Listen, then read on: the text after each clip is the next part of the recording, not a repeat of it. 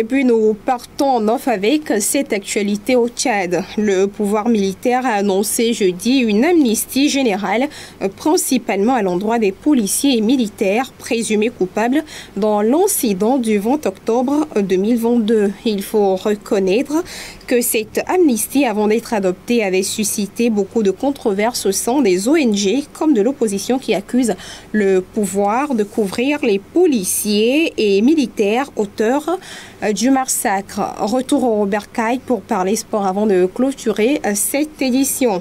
Les éperviers du Togo ont déjà livré 2 matchs dans le cadre de l'éliminatoire comptant pour la Coupe du Monde 2026.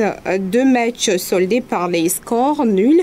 Les hommes de Paulo Duarte pourront-ils se qualifier à l'allure de cette performance? Nous vous proposons les analyses d'Alex Dacla, journaliste sportif recueilli par Laté Lawson. 2 journées bouclées, 2 matchs disputés pour un score de 2 points. Les éperviers du Togo occupent la 4e place dans la poule B, loin derrière le Sénégal, le Soudan et la République démocratique du Congo. Tout comme face au Sénégal le 21 novembre dernier à Kégué, les hommes de Paulo Duarte s'étaient déjà accrochés avec le Soudan le 16 novembre à Benghazi en Libye par un score nul de 1 but partout. Quelle lecture faire de la performance des éperviers lors de ces 2 sorties? Les résultats pouvaient être encore plus satisfaisants.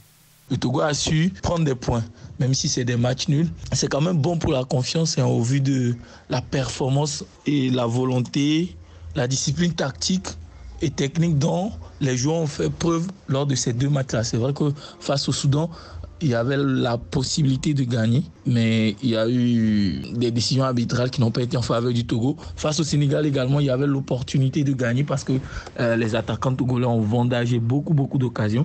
D'ailleurs, comme pour tout autre pays participant à cette phase éliminatoire, l'objectif reste le même, se qualifier pour la prochaine Coupe du Monde, celle de 2026. Une qualification qui ne serait pas forcément à la portée des éperviers du Togo. Est-ce qu'avec 2 matchs nuls d'entrée, le Togo peut se permettre de rêver d'une qualification? Je pense qu'au pire des cas, les hommes de Paulo Duarte doivent chercher la 2e place de ce groupe-là parce qu'il y a les moyens pour avoir cette place-là. Le Togo ne devrait pas se projeter obligatoirement dans une qualification à la Coupe du Monde, mais je pense qu'il va falloir qu'on y aille étape par étape en se servant de ce genre de performance-là. C'est-à-dire ces matchs-là pour mieux préparer les qualifications pour la Coupe d'Afrique des Nations parce que là, il y a urgence que le Togo n'aille pas à la Coupe du Monde 2026. Mais ça ne serait pas un scandale. Mais si le Togo rate la CAN, ça serait un scandale. Par ailleurs, il faut rappeler que malgré une non-qualification des éperviers à la CAN 2023, la Fédération togolaise de football a quand même décidé de prolonger la durée de Paulo Duarte. Le technicien portugais aurait montré un engagement sans faille envers le développement du football au Togo.